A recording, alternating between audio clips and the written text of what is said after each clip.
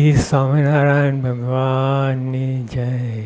સ્વામિનારાયણ હરે સ્વામી વાત કરી છે. મધ્યનું 9મો વચનાવત વંચાઈને બોલ્યા છે. મહારાજને પુરુષોત્તમ જાણતો હોય ને દેશ કાળે સત્સંગમાંથી નીકળી જાય તો પણ અક્ષરધામને પામે, ને એમ ના જાણતો હોય ને સત્સંગમાં હોય તો પણ બીજા ધામને પામે. આમાં મહારાજે પોતાના સ્વરૂપની વાત કરી કે મહારાજને પુરુષોત્તમ જાણતો હોય, મહારાજ પુરુષોત્તમ જાણતો, દેશકાળ આવે, દેશકાળ તો ભલાને ફેંકી દે છે, એટલે દેશકાળ આવે અને સત્સંગમાંથી નીકળી જાય પણ મહારાજને પુરુષોત્તમ જાણતો હોય તો અક્ષરધામને પામે, ને એમ ના જાણતો હોય ને સત્સંગમાં હોય તો પણ બીજા ધામને પામે, અને એમ ના જાણતો હોય બીજા ધામને. એટલે જેની ઉપાસના હોય, ભલે આ સત્સંગમાં છે તો પણ સત્સંગમાં ના હોય એની વાત જ મહારાજ કરતા નથી, પણ સત્સંગમાં હોય તો પણ બીજી ઉપાસના હોય.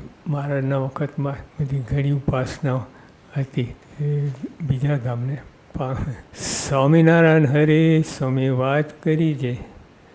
મહારાજ કહેતા છે અમારો દ્રોહ કરે છે તે પણ અમારા પક્ષમાં બોલે છે. એ વાત કોણ કરે? જે અમારો દ્રોહ કરે છે તે પણ અમારા પક્ષમાં બોલે છે.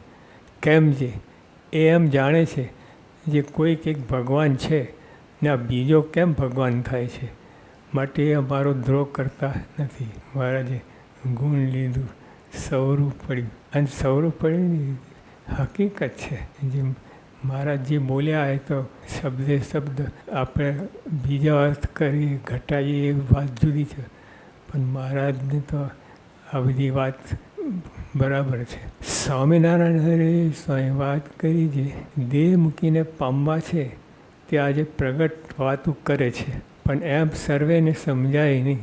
જો મહારાજે કહ્યું, સ્વામીએ કહ્યું કે દેહ મૂકીને જેને પામવા છે. હવે યોગીઓ પર વાત કરતા કે બધા સ્વામિનારાયણની સ્વામી વાત કરી છે એવું બોલે તો બધા ઉપર જોતા, પણ આ સામે બેઠા છે એ વાત કરે છે પણ બધા આડાવરી જોતા, એટલે પ્રતીતિ નહીં એવું પુરવાર થાય.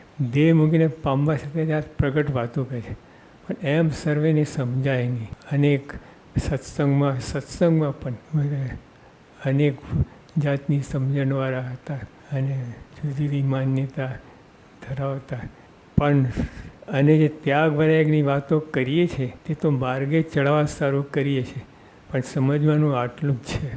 જો સ્વામીએ બીજી વાતમાં એ કરી, નિયમ પારવા, ભગવાનનું સ્વરૂપ ઓળખવું, સંતનું સ્વરૂપ ઓળખવું, તેને ધન્ય છે, ધન્ય છે, ધન્ય છે, અને રાજી ને રાજી છે. 6 નોબેલ પ્રાઇઝ આપી, 6 એક નોબેલ પ્રાઇઝની ક્યાં વાત છે?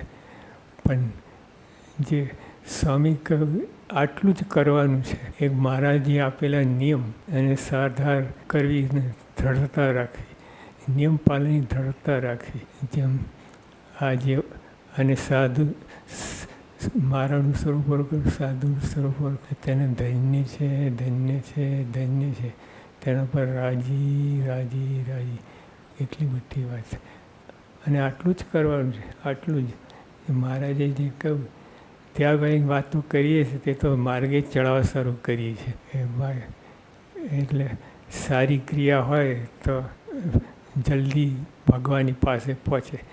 એટલે આ ત્યાગ વૈરાગની વાત કરે છે એ બીજામાંથી વૃત્તિ તોડવા માટે અને ભગવાનમાં સમીપ જવા માટે વાત કરી છે. પણ સમજવાનું તો આટલું જ છે કે મહારાજનું સ્વરૂપ ઓળખવું, સંતનું સ્વરૂપ ઓળખવું, મહારાજે આપેલા નિયમ એનું પાલન.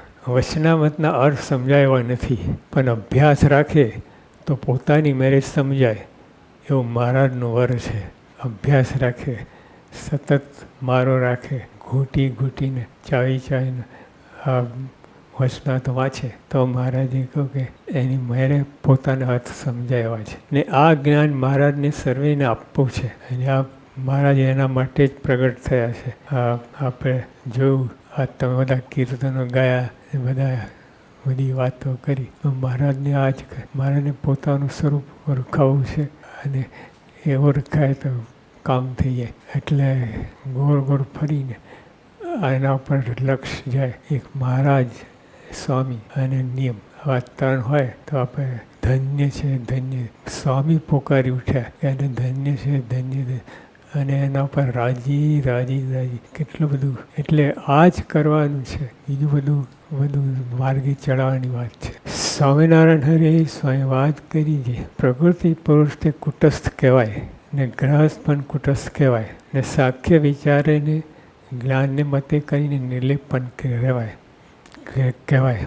જો અનંત બ્રહ્માંડનો રાજા હોય તે સત્સંગ ના મળે તો તેનું જીવન અલેખે છે. એ વાત મહારાજે કરી. તો આ પ્રકૃતિ પુરુષની શું વાત, એ તો ધામીને મુક્ત ત્રણ હોય તો જ માયામાંથી પાર પડે, માયાથી દાબીને ઊંચો આવે. બાકી બીજા બધા માયાના ગર્ભમાં જ પડેલા છે. મહારાજને દયા કરીને આ બધાને બહાર કાઢ્યા. તો આ બધાને જીવ પ્રાણી માત્ર અત્યારે દેખાય છે આ પૃથ્વી ઉપર જેટલા ગમે હોય, નાસ્તિક આસ્તિક હોય, પણ તોય મહારાજે એને માયાના ગર્ભમાંથી કાઢ્યા.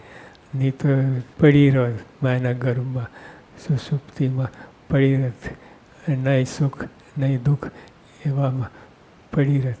પણ મહારાજે કાઢીને, અને મહારાજનો હેતુ તો આ જ છે, મહારાજને મોક્ષ કરવું છે બધાનું. જો આ મહારાજે સ્વામી વાત, ને આ જ્ઞાન મહારાજને સર્વેને આપવું છે. એટલે આ જ્ઞાન એટલે મહારાજ સ્વામી અક્ષય અને પુરુષોત્તમ, બ્રહ્મ અને પરબ્રહ્મ, આ જ જ્ઞાન, બીજું કોઈ જ્ઞાન જ નથી. જોવા જઈએ તો બીજું બધું કંઈ સાધના કરે, આ કરે તે કરે, પણ માયાથી પર થાય જ નહીં. તો માયાથી પર થાય એ જ જ્ઞાન કહેવાય. સ્વામિનારાયણ હરે સ્વામી વાત કરી છે. આ જ આપણામાંથી એકડમલ કરીને કાઢી મૂક્યો હોય તો પણ તે જગતનો પ્રભુ છે. તે આજનાનો એવો મહિમા છે. એટલે મહારાજની તો વાત જ ક્યાં છે. હા, મુક્તો માયાથી પર છે, એને કોઈ માયા અડે નહીં, માયાને દાબીને વર્તે. એટલે તો મહારાજ અને સ્વામી અનંત મુક્તો ભેગા કરીએ તો સ્વામીની તુલે ના આવે. અને મહારાજ તો ગુણાતીતાન સ્વામી, મૂળક્ષર બ્રહ્મ, એમના કરતાં અનંત ઘણા અધિક છે. એ મારાનું સ્વરૂપ કેવું હશે? આપણે પોતાનું સ્વરૂપ ઓળખતા નથી, પણ બીજાની ક્યાં વાત છે. સદાનંદ સ્વામી મહારાજની જય.